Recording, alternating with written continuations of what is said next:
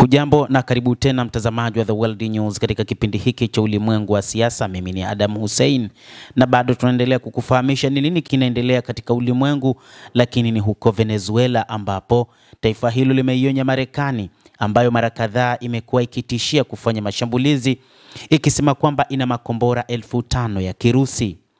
Rais Nicolas Maduro wa Venezuela ametangaza kuwa Venezuela ina mifumo 5,000 ya ulinzi wa anga wa Igla-S iliyotengenezwa na watu wa Urusi. Madai hayo yanakuja kama jibu la moja kwa moja kwa kupelekwa kwa wanajeshi wa Marekani, ikiwa ni pamoja na ndege za siri na meli za kijeshi za wanamaji karibu na eneo la Caribbean ambayo Caracas inaita mazoezi ya uvamizi kwa operesheni ya kumwondoa Maduro. Si chini ya 5,000 katika nafasi muhimu ya ulinzi wa anga ili kuhakikisha amani, Maduro alisema wakati wa hafla ya televisheni na viongozi wa kijeshi. Aidha amesema wana silaha za kuweza kuiangamiza pia Marekani. Tuna silaha za kuweza kuishughulikia Marekani na tupo tayari kwa ajili ya mapambano wakati wote.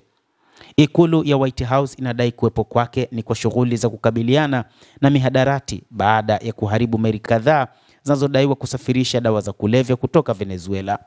Katika wiki za hivi karibuni, Marekani imerudia kutumia jeshi lake kuharibu boti zinazodaiwa kuhusika na ulanguzi wa dawa za kulevya katika pwani ya Venezuela.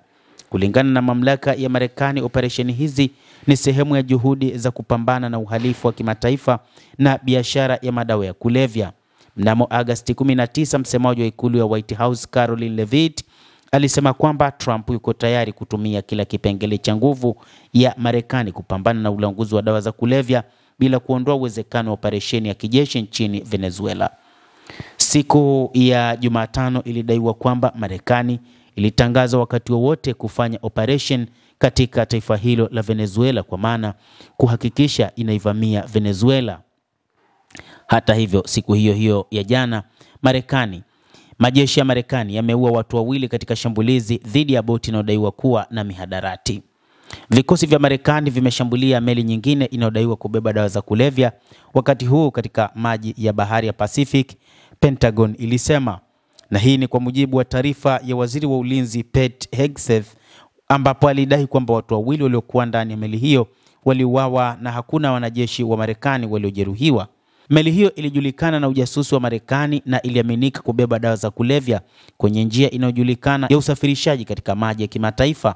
Hegseth aliongeza, shambulio hilo linakuwa la 8 la Marekani dhidi ya boti zinazoshukiwa za dawa za kulevya tangu Septemba 2, lakini la kwanza katika eneo la Pacific. Rais Donald Trump alisema ana mamlaka ya kisheria kuendelea kulipua boti katika maji ya kimataifa, lakini akasema anaweza kwenda kwenye bunge la Congress la Marekani ikiwa ataamua kupanua malengo yake katika nchi kavu.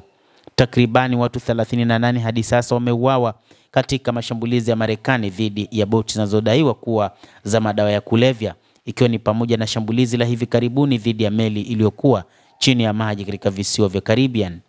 Wanaume 2 walinusurika kwenye shambulizi wiki iliyopita na walirejeshwa nchini Colombia na Ecuador. Serikali ya Ecuador baadaye ilimwachilia mtu mmoja aliyetambuliwa kama Andres Fernando Tufino, ikisema hakuna ushahidi wa makosa anayoshutumiwa nayo. Mwanaume mwingine kutoka Colombia inasemekana bado amelazwa hospitalini. Mtazamaji, endelea kutufuatilia, lakini usisahau kulike, usisahau kucomment na kusubscribe channel yetu hii ili upate habari hizi kwa mapana kupitia The World News. Naitwa Adam Hussein, endelea kuwa nasi wakati wote, endelea kutufuatilia.